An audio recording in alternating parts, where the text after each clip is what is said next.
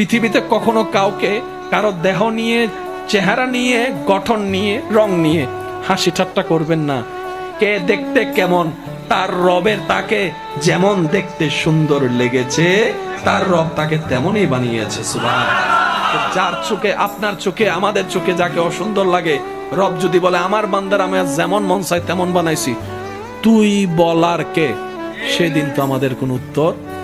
সেজন্য বাতিকে ঘৃণা করেন না।